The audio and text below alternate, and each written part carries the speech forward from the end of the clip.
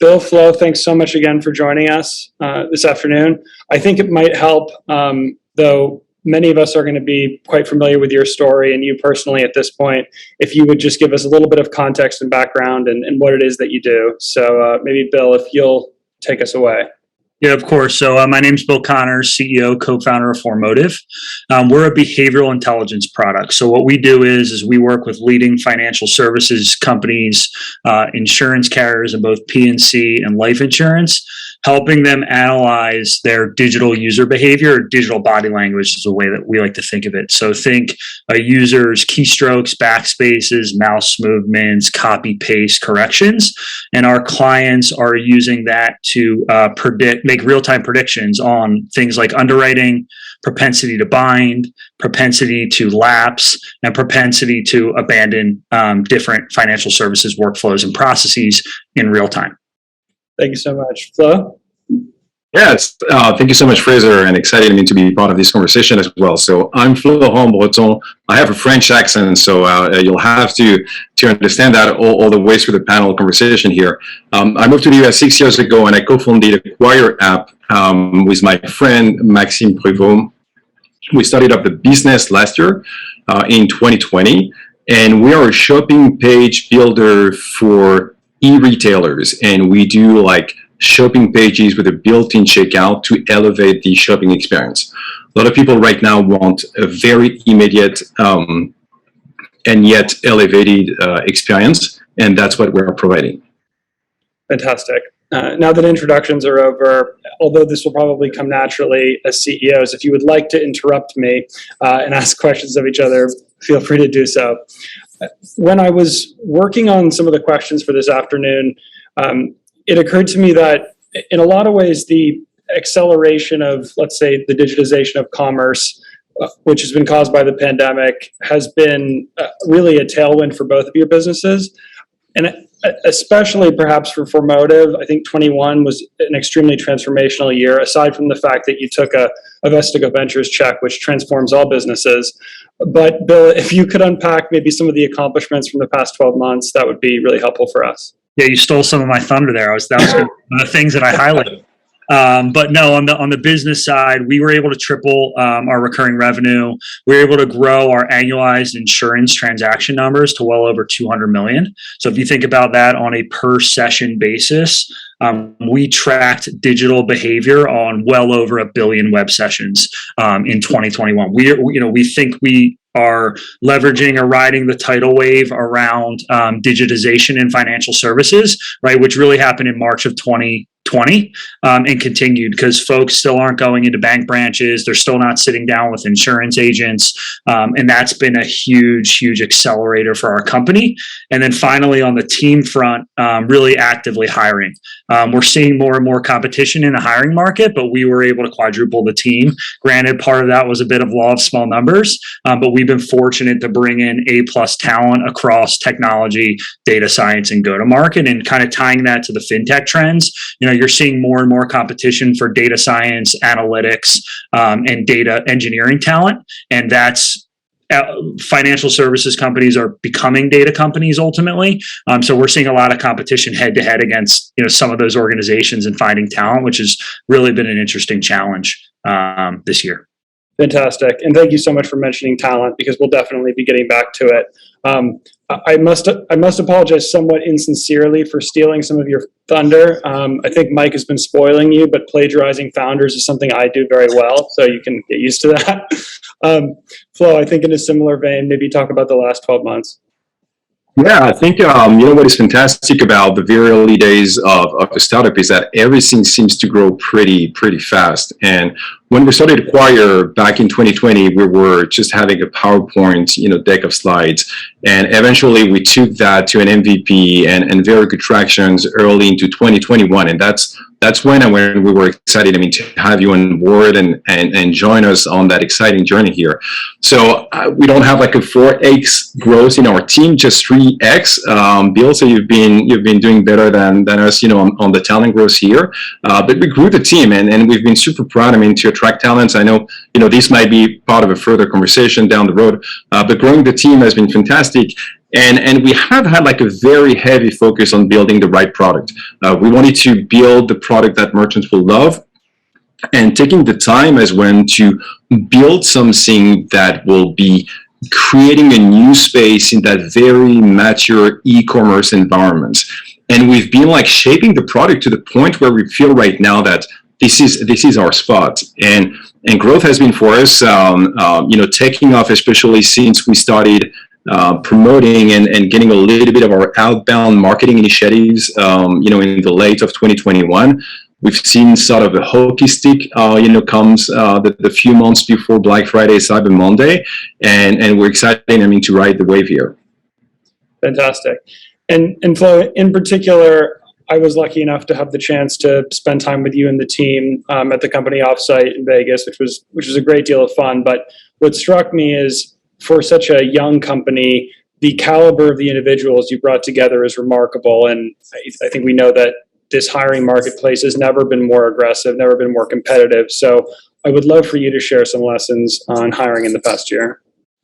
Yeah, I feel like, Bill and I seems to share the same challenges. We are young companies at the very early days, and we do compete with very large companies that now can hire like anywhere in the world. And, there is that sort of sense of there is no such thing as a workplace. So the competition is definitely here, and it's very harming for us on small businesses, because we have a limited track record of success. We have, a small team. We don't even have Glassdoor. There's all that sort of things that make us a little bit less, at first attractive to candidates and talents who are, consistently receiving offers to join other like well-established companies. But I think we've done like a few things to eventually build the team that you had the chance to meet, recently. The first one is that we have been expanding our horizon, and by that geographically, and hiring beyond San Francisco, where we have one of our hub, and we created another hub in Montreal in Canada. And this is sort of another way for us to have a presence outside of the United States and then attract talent, out there. There is a lot of talented people, in this country and in some provinces. And we have been fortunate enough, to say, okay, great. So let's escape our regional, landscape here, so we can stay within the same, time zone, but still, have more opportunities to access talent. And, like I mentioned, we have been very much focused on developing the product. So most of our early hires were software developers in very high demand before the pandemic, during the pandemic, and I'm sure, after that as well. But we've been able to win them over for a few reasons. Number one, by articulating the project and telling them, this is our vision, this is, what you're going to be working on. And even though like for early stage businesses, this might be seen as, for some people, as a risk, it's an exciting opportunities for a lot more people. And that's what we are sharing here. We're giving them the space to grow and have access to resources, have access to the founders, have access to a lot of other talents, in their team, to grow within their functions and even probably beyond. So that has been definitely the formula here. And another thing is that we've been winning them with our values. And, we as founders, want to build a company that really speak to the rest of the team members in terms of respect, growth, energy, positive mindset, and everything that makes, Acquire app what it is, and the team that you've seen. So that's how we've been able to compete in that space. Fantastic. And it's fascinating, actually, that point that you made about risk actually being attractive to some people. It does explain the sort of outlier personalities, for good or evil, usually for good, that you find at startups. Bill, I don't know if you know this, but much like you, Flo is a founder with his best friend, Max. The sort of bonds that you have with your team were very clear to us when we were diligencing for Motive, and both of us have the same experience of playing lacrosse in college, albeit at a very, very different level, you being a national champion captain. But are there other lessons that Flo didn't touch on around hiring, building a culture, leadership, that you might share with us? And if the answer is no, Flo did it all, that's totally fine as well.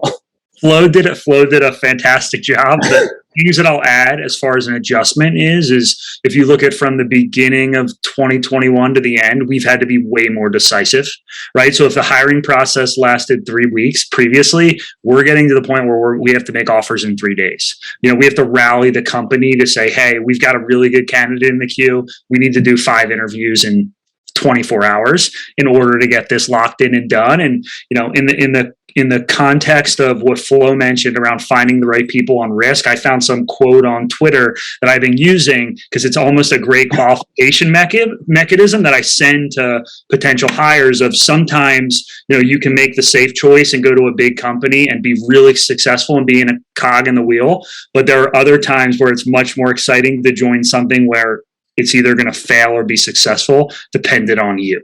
Right. And it's especially in leadership roles, we just brought on a VP of product, and that helps weed the right folks out because you want someone who's willing to, build a team, willing to work through, a high pressure environment, a very fast paced environment. And whenever you can find those things to share, because as a founder, there's no better feeling than having an offer letter being signed by a really talented individual joining your team. And we're in this to win, and we've got to get A+ talent on board in order to get there. Fantastic. These conversations are giving me quite a bit of confidence. At the end of the year, in our industry, we tend to shut it down a little bit, and we have these sort of recurrent conversations with our peers about what next year is going to look like. My favorite of these conversations, one of the ideas was that the kind of labor market among highly talented startup candidates is going to stop working in 2021. We're all aware of how much money is poured into later stage funds, and we know that these folks aren't going to give money back to their LPs without putting it in the ground first. So I think it's exciting for me anyway to see how much you've anticipated some of these trends and are addressing it in the right way. But sort of on the other side of anticipation is surprise. And that brings me to my next question, Bill, which is, what surprised you the most about 2021?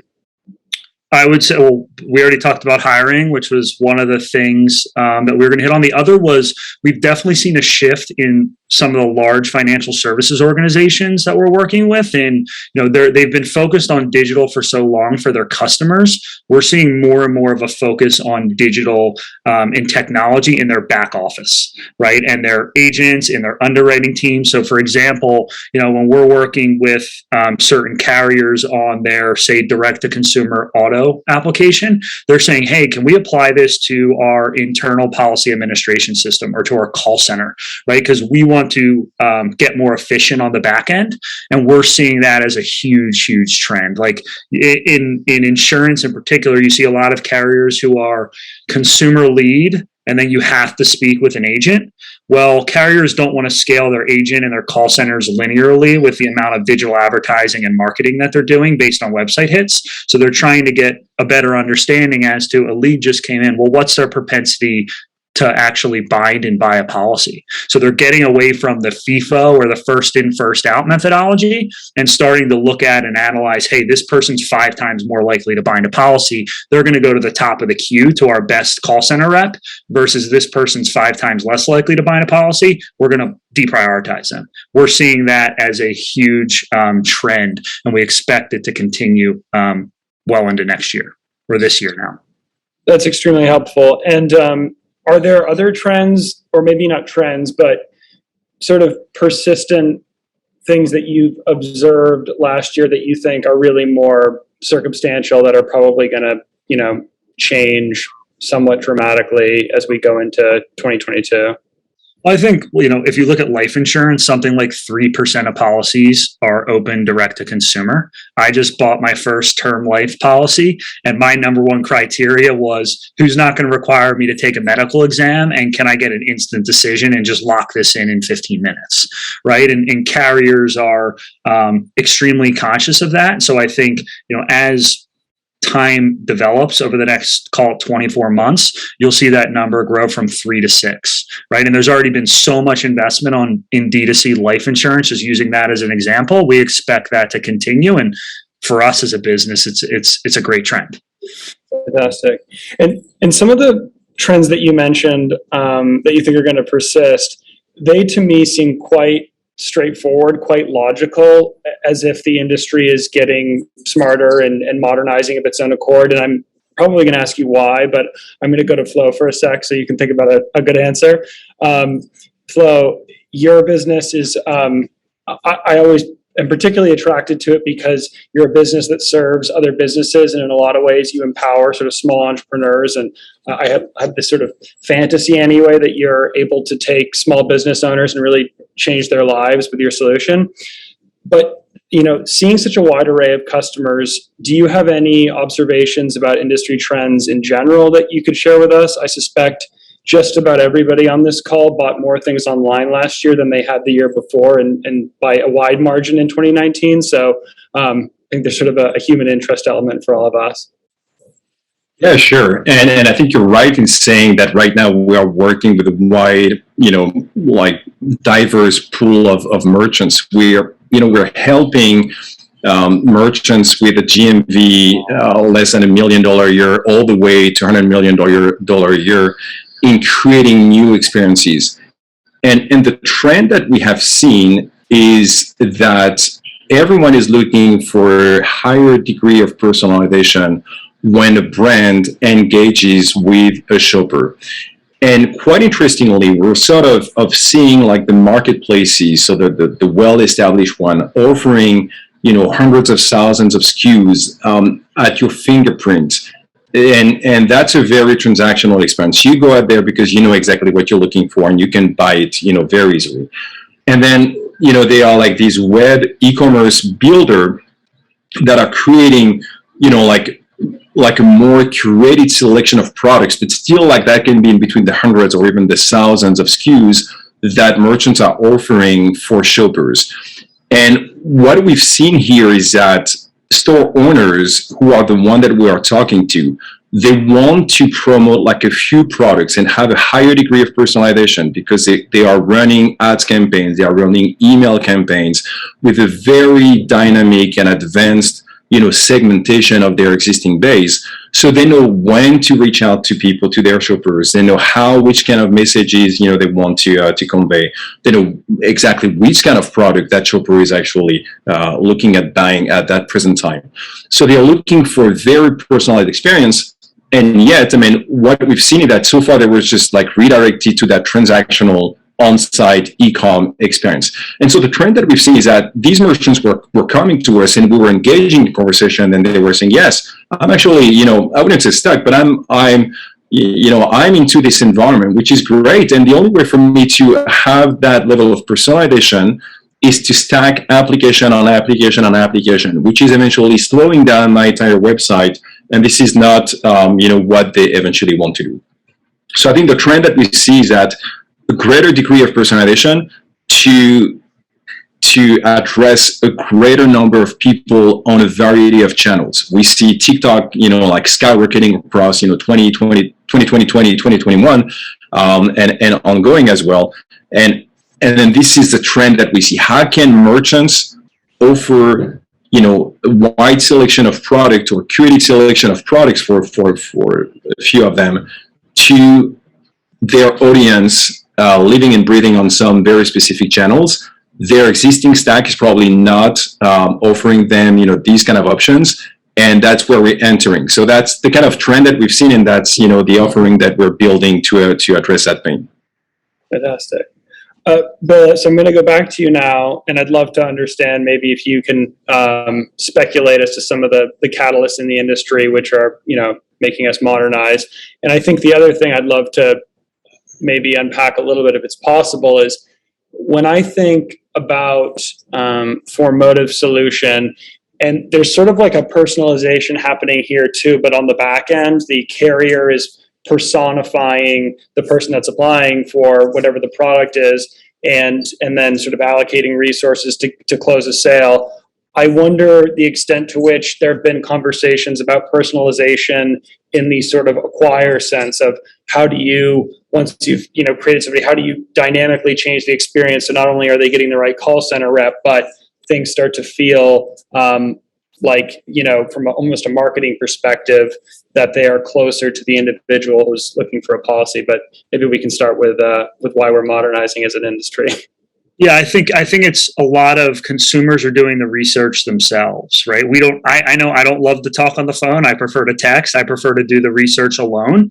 And financial service, you've got this whole new wave and whole new generation moving into financial services now.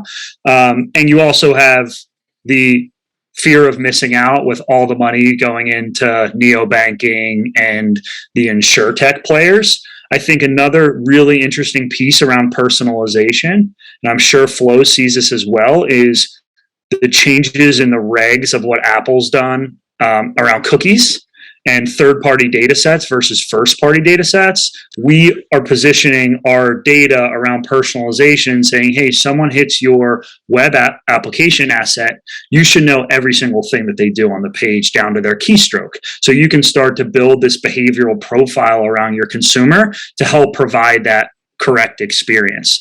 A good example being, someone's filling out an auto insurance application, we're able to detect in real time, hey, someone's having trouble on the payment question. Instead of requiring them to go find your phone number and then go into an IVR where they need to be resold the product and go through a 30-minute process, why not pop up a phone number or a chat where you have a dedicated group of agents who are focused solely on payments? So suddenly the consumer has a much better experience. The agent in the call center has context to be able to deliver a better experience, and your call time went from 30 minutes to 5. So those are the examples of tying that digital behavior and personalization to back-end office operations while providing an incredible user experience to the customer or the prospective customer. And maybe, yeah, Bill, to build on what you just said, it is true that Apple has been, driving change in the industry, especially with the release of iOS 14, which has been changing the way, everyone's data is shared with some of the players. And the merchants we work with, are used to acquire new shoppers using Facebook and different platforms to reach out to them through a very specific set of ads. And the fact that iOS 14 has been changing the rules here, led merchants to a situation where they were not getting the same results, and the cost for them to acquire customers on this existing platform eventually skyrocketed because they were just not getting access to the level of personalization that they used to. So they had to rethink, the way they would re-engage with their audience. It's one of the treats in this industry is that we get to hear this kind of thing before the general public. I think it was maybe a year ago, Paul, shout out to Paul from Cushion, sent us an investor update that mentioned these changes were happening. They said, he said, if you haven't heard about it yet, I promise you will. And it's sort of amazing that we're, talking about it more broadly a year later. I think one other piece of both of your businesses that I'd love to dig into a little bit, considering we're definitely experiencing seasonal weather here in New England, it is the sort of topic of seasonality in transactions, both from an enterprise sales cycle side, but from a consumer side. Flo, you and I caught up the other day, and you had some fascinating things to share about the extreme seasonality this season. And maybe you can unpack that a little bit. Of course, yeah. It's kind of a little bit of a new cycle for us. Because we are going through our very first season where we start selling, and so we are discovering exactly what the seasonality is like for our business. But we are also, surrounded by a lot of great people. We have built an amazing advisory board as well with talented executive from the industry, and one of them was telling us that from Q4 rolling into Q1 2022, the pipeline has been really gigantic, and a lot of merchants on our side have been deferring conversation and engagements to the very next year. So the seasonality has been like a tremendous level of engagement and a tremendous, drive to close businesses and test new technologies throughout Q3. Post Black Friday, Cyber Mondays, a lot of merchants are focused on executing their strategies. They are pushing away conversations to Q1 2022. At least that's what we see. And that number can be like 3x greater in Q1. The pipeline can be 3x greater in Q1 than what it was in the previous quarters. So a lot of conversations are pushed out. Now, we are really trying hard, to see how many of them can we close, and what's going to be the new sales cycle here. I suspect that with all the transformation across all businesses that, finally happened in sort of an overdue fashion in 21, folks were by and large just sort of gritting their teeth and hoping nothing would fall off the rails when the holiday season came around. Bill, I don't know if you observed similar patterns. I suspect a lot of the policies that some of the policies that you work with are around life events, but if you touch on seasonality and then I can start to shut this down, that would be great. A really interesting one's in auto insurance. So with COVID, everyone discounted their rates because people weren't on the roads driving.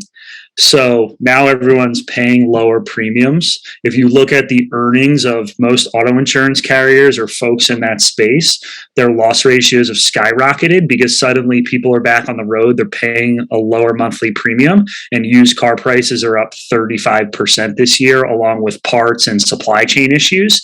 So you're starting to see, if my used car was worth $10,000 and I totaled it, suddenly a year later it's worth 14. That's got major implications on loss ratios and losses for carriers. A funnier one, more on the tactical sales side, we're thinking about enterprise sales process, is we're seeing more and more decision makers come into the fold because of everything being virtual, because suddenly you can get everyone on a meeting with a vendor. So we went from having 3 folks on a call, where we've had 4 calls this week with 15 plus folks with a prospective customer. And whenever you introduce more people into a room, it gives people more opportunities to say no. So we've really worked hard to improve our ability to equip our champion with materials, business cases, ROIs, to either try and get ourselves in the room when that buying decision is being made, or make sure that they're equipped to be able to speak to it internally. Because again, if I was traveling to a prospective customer face to face, I might get 3 people in a room, maybe 8. We're seeing 15, 20, 25 people on calls now, which whenever you bring more people to the table, it gets harder to get consensus. And I suppose you can't just throw them on mute, which is what we've done today. we cannot throw them on mute, unfortunately. So, well, thanks so much again. I would love for you both just to, if you have any plugs for, how folks can learn more about you, find out ways to work with you. Everyone here is friendly and wants to see you all succeed. So maybe take it away, Flo. Sure. I'd love, to be in touch with anyone who wants to hear more about Acquire app, or merchants, or anyone, interested in getting to know more about the founding team at Acquire. My email is my first name @acquire.app, FLORENT @acquire.app. Super excited to continue the conversation offline. And likewise, appreciate you having us, Fraser. Would love to share, industry trends, things we're seeing in financial services and insurance around digitization. Happy to have those conversations, and I can be reached at bill@formotive.com, FORMOTIV. And again, really appreciate you having us, and appreciate everyone's time. Thank you so much. And for all the viewers, I'm sure that I indulged myself and spoke a little more than I ought to, so we didn't have time for a Q&A. But if you have any questions, please reach out to one of us, and we'll make sure we get them answered. Thank you so much. And thanks, guys. Thank you. Thanks. All right. Team Vestigo. Let's see ya.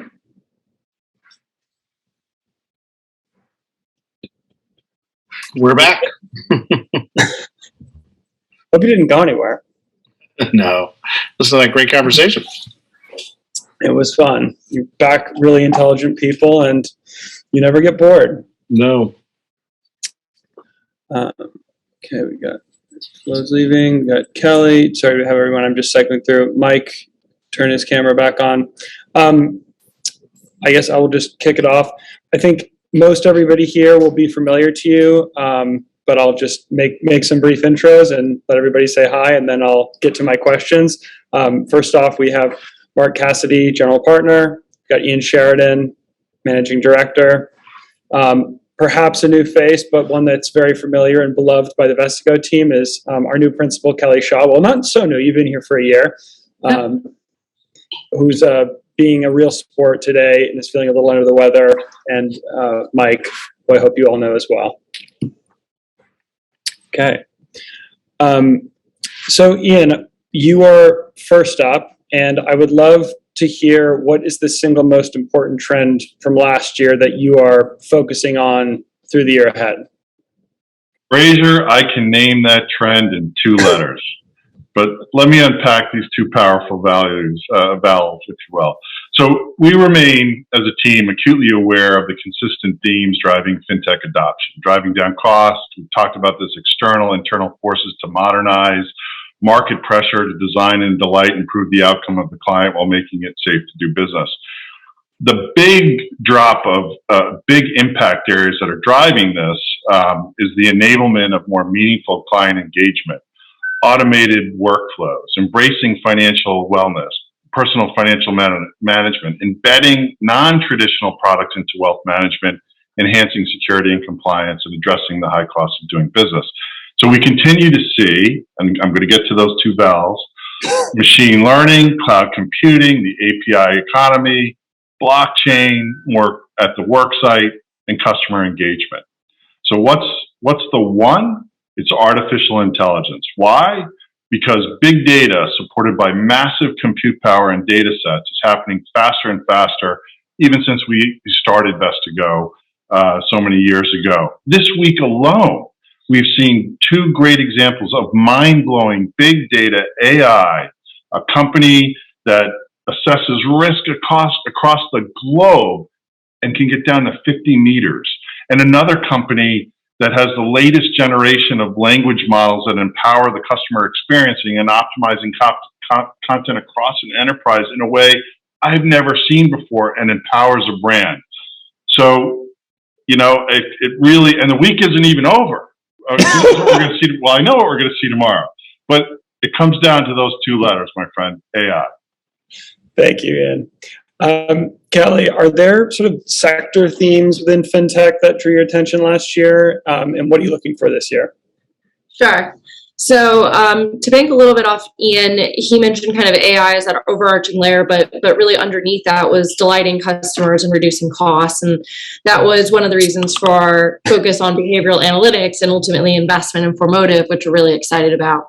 Another area we spent time on that I think you heard from our panelists in Flo and Bill was personalization.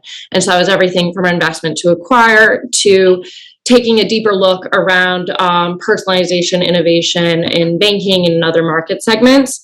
And so we'll continue to focus on that. But then a little bit more specifically, ESG, kind of the role of climate change, whether that's on the insurance side or in kind of customer preferences, is getting larger and larger. And so spent a lot of time last year taking a look at investment analytics, carbon offsetting, kind of corporate reporting. And so that's something that we're continuing to pay attention to and look at, mostly on the corporate reporting and kind of that big infrastructure data play. So that's one. And then I would say the other one is parametric insurance. Really excited by some of the new types of insurance products that can be offered across cargo, across non-damage business interruption, and of course on the natural catastrophe side. Thank you so much. I was waiting for you to say ESG, which is exciting because you produced some really incredible work on it. And then about 3 or 4 weeks later, we hope we found the one in that sector. So any LPs, you should have received Kelly's work on ESG, but make sure you give that a read if you haven't. Mike, from your seat on Jobbles' board, you've had a chance to see really the power, and you've been somewhat instrumental in pushing the power, actually, of embedding financial products into a marketplace, which is, I don't have Omicron, by the way, I've just been talking, into a marketplace, and it can be powerful for retention and user experience. But can you elaborate on what you saw last year and what we can expect to see from Jobble and maybe the broader market in 2022? Yeah, absolutely. And I'd say, embedded, finance is something that, has been talked about for a long time. I think historically, everyone really looked at it as, payments. Where can we insert a payment? How do we sort of simplify this? And that's still sort of the prevailing thought on it. But as we look at it, it's definitely much broader. It is embedded banking, it's embedded lending, it's embedding financial services, to where we haven't seen them before. And then what it really is doing, as you mentioned there, it's sort of bringing these marketplaces together where there was usually such a large intermediary and there was so much inefficiency. Now with this embedded, financial technology, it's really shortening the start to the beginning, or the start to the end. If you look at Jobble, it's this amazing gig economy, jobs board, right? That's what it started out as. But then it started working to the enterprise side and really started managing this entire process for any company that needs on-demand or seasonal workers. And they realized that, all these shifts and gigs that people were doing, they weren't getting the same credit as a 1099 worker. And so they started to, how do we actually make this be more like a PEO for the gig economy? How do we actually provide a core infrastructure and those benefits that every W-2 employee has the benefit of? And they started with payroll. So having payroll embedded to this experience where people can aggregate all of their shifts, all their hourly earnings into one single funnel. And then the next step was banking. And so they launched their bank card. Now that they've got the bank card, they can set up and do all the dedicated payments for any of the other financial services. So when you've got 6 million people, as users, of which 250,000 are active daily, and you're able to bring financial services to them that are paramount to their day to day, it only has sort of good characteristics, on that recipe.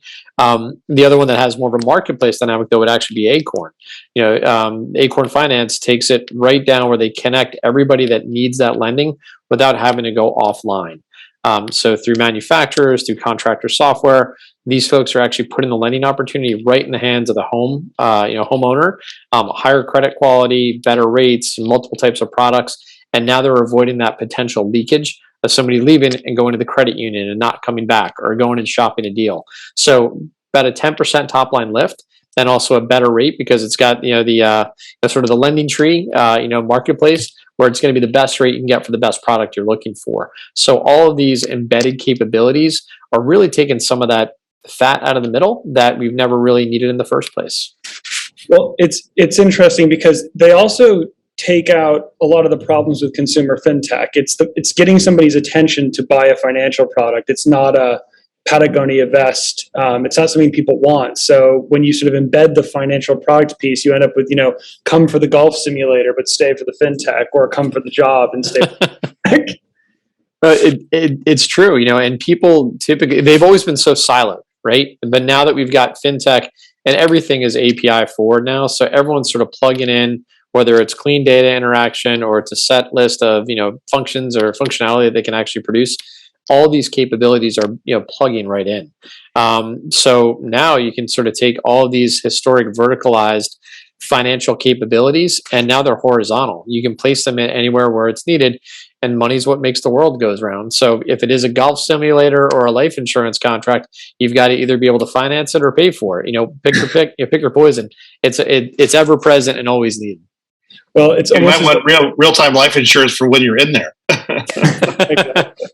It is almost as if we learn things when we do this job. But Mark, Mike set me up very well to ask you a question about the API economy, which I know we spoke about at some length with Tommy last year, and we're going to do it again now because it's important. And would love to hear your take on how that thesis played out last year, and if you see that evolving or changing or not in the year ahead. Yeah, happy to do that. Before I do that, I'm just going to send along greetings from Dave London. We were competing with Dave for the X Prize board, which is today. We had originally thought that we had those things separated, but it turned out they changed their time. And since this is a $100 million bet that Elon Musk has backed for a machine that will take carbon out of the air, we thought it was probably a good idea to let Dave go and do that board meeting with the X Prize team. So it's great to always hear what he learns from those gatherings, and he normally is part, of course, the investment process here. But I just want to make sure we know where he is and his background. Yes, exactly. So again, we wish him well. We want this to go well, and we want someone to win that prize and help us change the world. So when we think about APIs, really good example with Jabal, they can just sort of immediately set these things up, by connecting into bank rails via API. For Motive's a really good example of one that offers their services through API. Of course, Alloy, as Tommy went through last year, does exactly the same. And I like to think of them as just little toll booths, right? That let you access, that particular on ramp of getting something done. And then the beautiful part is you get a little bit of money every time somebody accesses that, and that can add up to quite a significant amount of revenues over time. So as we think about APIs, they are certainly what's driving this finance everywhere theme that you mentioned, and they certainly are part of what we think about when we think about investing. In Fund 1, for the most part, we're looking for companies that we're building that infrastructure, and then we're essentially creating APIs to access that infrastructure, or give that infrastructure access to the various customers they have: established banks, insurance companies, asset managers, neo banks, other fintechs. And we certainly still see that in Fund 2. That's still going to be a play to build that core infrastructure in a number of areas. But a little bit more of what we see now is how do you bring together these different capabilities that are available to you and create some new, financial outcome. I'm not sure I'd back, a golf simulator that added financial services, but at least worth talking about as something different and new. And it's also part of this broader theme of finance everywhere, and and a little bit of sometimes what people mean by DeFi, although that's a little bit of its own specialized world. But we certainly know that embedded finance is essentially another way of saying, I've got an API, would you like to use it? And making this all much simpler. We've seen it most in the payment space, because that's where most venture capital money has gone for quite some time. But we have seen in our Fund 1 and now in Fund 2, the advent of it in much greater amounts into core operational activities and core operational and customer delivery areas. So it's going to be really interesting to see how people bring that together in a solution. We're seeing that a bit in Retirable in Fund 2, where they're using APIs of others to make it simple. Jabal, again, is another good example, as we just talked about a moment ago. And we'll continue to see that play out. Part of our work in ESG and parametric insurance is to look at places where we know this kind of activity can occur. The technology is ready for new business models to emerge out of the minds of entrepreneurs, which is, of course, one of the great things that we get to do. So APIs are critical. They are much more prevalent today. And we're starting to see some real winners and losers from those who provide APIs for others to access. And we're starting to see the emergence of business models that build on top of them, that could be interesting investment plays for us. And so I think for the viewers, maybe to synthesize a little bit, we and I hope it's becoming clear, we do love businesses that are kind of verticalized as a platform and solve an existing problem in financial services, which is often created by regulation or some other demand, but can be architected in such a way, to use a term from Ian, that you can enable a whole new generation of innovative products and companies on top of it by reducing cost, and then let them delight clients. Yeah, it's absolutely. And I think what it's always generational, right? It's the Peter Thiel vertical business that's about a business that's creating a new market, as you say, in an existing problem. That's how markets get created. And of course, in my generation, I tend to think of it as blue oceans and red oceans, because that's the popular book of the time that really spoke to it. We are definitely looking for companies that are creating new markets. That is really critical. That is where we know unicorns live. It's where we know that real value can be created. And of course, it's part of solving this world, as you just described it, of lower cost and delighting clients. So it's critical that we spend a lot of time thinking about those spaces. Fantastic. And I guess maybe I'll take this line of questioning somewhere slightly edgier. And I know Vestigo employees are characterized by not being very opinionated, so I might have to pick on you to raise your hand. But are there any spaces where you think they might be a little bit overtraded? Trends that we think we saw maybe just one or two too many of last season, that, maybe we're going to see less of in 2022. I don't know who wants to take a bat at this one, whoever jumps first. Mike. I'm going to say there's quite a lot of crypto activity going on. That is very, very. It's it's a red ocean, right? There is obviously a there. It's a real asset. It's becoming institutionalized. The real players are moving in, but there's a lot of suspect opportunities out there in the space. So, whether you're going to make a bet on crypto or not, whether you believe that it's institutionalized and it's ready to go. We just saw in our most recent, XPLR runs, I think 70-80% of the opportunities we're seeing or piping up are some form of crypto. Either it's a trading platform, it's a staking solution, it's a find and vet. It's insane. Particularly when you think about how small the asset class really is relative to the rest of them. There's way too many of them out there. It's funny. I was going to sort of broadly say, consumer fintechs in general. I just don't know how many customers there are, and we know how difficult it is to disrupt the incumbents. But Mike, you are so data driven, and I think your point about the number of crypto companies we saw in XPLR is probably an underestimation. So thank you. I just added in a broader category that we see a lot of incremental feature-esque type things that are not truly, as Mark said, new ideas, they're just simply innovations along the value chain that are incremental at best. So there's that's a whole swath of things, but give people an idea. And I think, maybe now conversely, what are we still not seeing enough of, Mark? I think you're probably the first person to start with this, but I'm going to make sure that other people are forced to go as well. Yeah, I can't resist, though, the previous question, which is don't send another neobank to us, please. Yes, They're the robos of 5 years ago. We are seeing way too many neobanks. We're now seeing some categorizations of people that we're going to go after with a neobank. It's too late in the cycle for the neobank, so let's just be clear.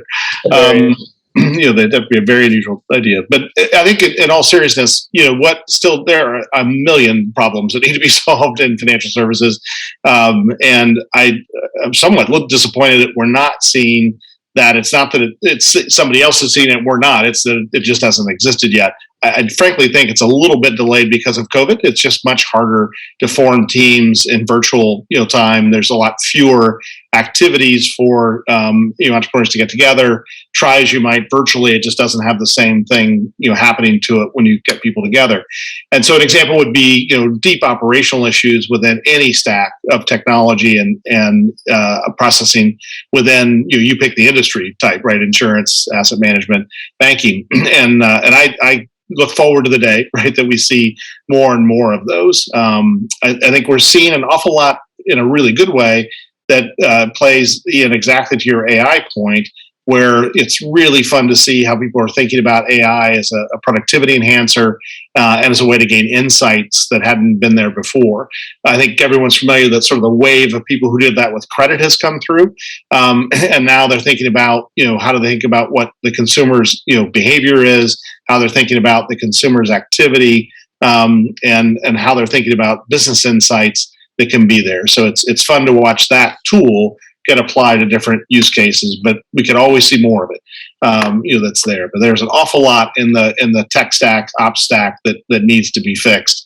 And you do have to have a background in that, right, to know that it's there and to fix it. When you see one, it's super easy to know you've seen one, right? We look at 5 to 10 businesses a week, maybe a little more than that with XPLR, and boy, you get one every other week where you just go, that's a team and that's a smart idea. Let's go. Fantastic. Any other requests from the rest of the team for businesses that we're not seeing a lot of? I'll just put it in a broad category. I still think there's a lot of room of technology to empower the human interaction of the advisor with the client. And so, Mark has talked about it. We've talked about it as a team, the psychology of money. I think there's still a ton of room to use technology as a way to create meaningful conversations around wealth creation, saving, investing, etc. That is just not being tapped into enough today. So I think there's a big opportunity. We'll call it advice 3.0 maybe at this point. I always like Fraser's line, which is AI enhanced humans would be a good thing. Yeah. Kelly, what are you seeing that or you're not seeing that you'd like to see? Yeah, I was going to go back to referencing parametric, where, Ian and I had taken a look at cargo insurance, saw kind of that big gap in the supply chain, took a look at a couple companies, but didn't quite feel like the team and the product was there. And so on the cargo side, how do you think about embedded insurance offerings into that process flow? Do we see that team that kind of has that right caliber, that right understanding of the problem? And so that's when I'd be excited to see an opportunity in. Fantastic. And touching on other work that you've done, are there any observations from your ESG work you'd want to share? Maybe things that have generally been problematic about the space, or other categories that you continue to be excited about? Yeah, I mean, going back to your question around things we've seen plenty of, I think the investment analytics tool is quite overplayed. And one of the biggest problems there is they're all referencing kind of the same baseline data. I think there's still not, on the investment manager side, a really strong understanding of what these numbers mean and how to properly assess that. And so kind of on that infrastructure layer, providing better data, providing better analytics tools that help somebody get to an answer rather than just some blanket, like a 90 out of 100 score, would be incredibly helpful. And it's one of the reasons, we're digging where we are, and we're quite excited about that opportunity. So anything on that infrastructure layer that can start empowering people. And then the other area is, as you're seeing higher regulatory scrutiny around greenwashing, around reporting standards, as you're seeing more and more customers trying to better understand what's in the products that they're buying, what's in a company, do they do good, do they add value, then I also think that corporates are scrambling to kind of meet that demand and ensure both an efficient process internally and accurate reporting, but also making sure that they're, explaining it in a way that's easily understandable. Thank you so much. Ian, as someone that serves on a number of our boards and works with founders, but has also, sold just about everything in financial services, from businesses to products, what are some of the trends, or maybe misconceptions is the right word, that things that you hear as a board member constantly kind of throughout last year that that you spend a lot of time thinking about, helping founders work through, and maybe sort of translating those things to the broader incumbent community? Yeah, it's a good question. It's a lot to unpack, but I start with an appreciation that sales is a skill that is trained. It's an art form. And what we try to look for is the master craftsman level. Well, now our early stage companies are going on a journey to get there, but if we can help them get to that level, which is really, understanding the marketplace, the competitive place. We spent a lot of time on, even in the end of last year, what's your competitive analysis? How well do you understand the marketplace? Who's winning, who's losing, and why? And figuring out how you can tighten up your value proposition. And the other big piece that we're learning is a lot of these things that we're investing in, enterprise software, et cetera, are team selling type environments. Team selling doesn't happen unless you work towards that and train and build that skill set. Even in Vestigo, we didn't organically become, just a fluid, this kind of conversation is an example of how fluid we can become, but it's through training and work every day and knowing where different expertise lies that can be called out into a conversation. And so to me, it's an art form. And so we'll spend a lot of time with entrepreneurs, helping them think through that entire cycle of sales, whether it's building distribution, building sales plans and strategies, and creating the skill sets necessary to win in the market. Well, I have often wondered, given I recall, especially in my first 2 years here, aside from new ways to apply data science to this investment process, it was understanding the art of sales from 3 individuals who've done quite a lot of it. And I've often wondered if we can make these CEOs be part-time analysts and at Vestigo and teach them how to group sell. Many of them don't need that, but every now and then, we find I think things that we do all the time that we wish we could translate to some of our teams. Well, think of our LP universe, right? If some of the people on the line are at that level, some of them have written books that you've been last year. So not naming names, but yeah. No, it's interesting because it is almost always the number one thing that happens after we get them set up from funding and some of the basics are covered, and they're starting to go to market. Is the sales issue is front and center as the next item. So it clearly is a huge need, and the best teams are the ones that are really prepared to do that sale.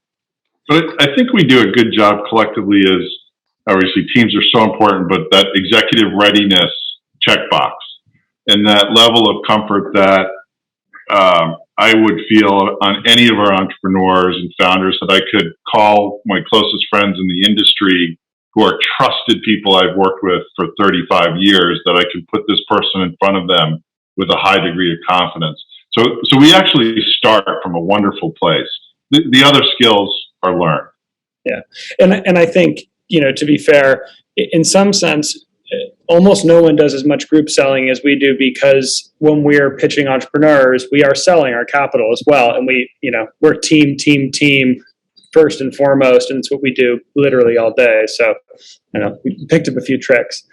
Mike, is there anything, we've heard from Bill, but you've had the good fortune to spend a ton of time with Formotive, and some of the new use cases they're discovering across insurance and other verticals. Anything that you'd like to share that's exciting you about the next year, maybe specific to Formotive or about some of the verticals they work with? Yeah, I think one of the great characteristics of Formotive is something that we've been leaning into more so, where it is a technology anchored within a subset or within financial services, but then has broad enterprise applicability. And sales, lost sales and potential fraud, they're everywhere. So now that they've learned it, they've got a very smart, training library per se of, body language. And the simplest way to think about it, it's digital body language. What are people doing? Is it keystrokes? Is it the right terms? What text box? They just landed a massive wireless carrier who was experiencing $400 million a year of online phone fraud. Now they can actually have this, smart technical assessment, objective, AI-driven view of, is this likely a normal sale? Is it likely fraud? What's this claim? So this is, something where you're jumping from, financial services to media and telecom. They also landed one of the leading gig employers, and the driver readiness there. Every 1% increase of drivers adds $5 million EBITDA to the bottom line of that company. So now you're able to take these same use cases, looking at the same data sets, the same digital body language, and just really understand, how does this apply to this vertical, this business line? So I love that they're staying, myopically focused. I shouldn't say mouth, because they're obviously looking at other areas, but so concentrated in the area that's so technical, so risk adverse within insurance. But there's a ton of interest from banking and traditional financial. So anyone that is looking for scale of customers would require something like this. So for me, it's just where is that inflection point when every other industry starts to have the FOMO and follows what the carriers are doing with this. That'll be sort of the day for us when, I think we're starting to get to a point where you sort of have parity among some of the more bleeding edge enterprise SaaS teams that we work with. You see it at other industries, but when other industries are starting to follow the experience in financial services, then that's the good job will have been done. Thank you. Finally played catch up. Exactly. Well, thank you so much, everybody, for your patience with me, and viewers, thank you so much for joining us. It is always such a pleasure to interact with you in any way and share our story. Please reach out to us if you have any questions that respond from this conversation. We promise we'll get back to you, and in the meantime, we will get back to work finding some more great companies to invest in. Thanks, everybody. Well done, Fraser. Thank you, everyone.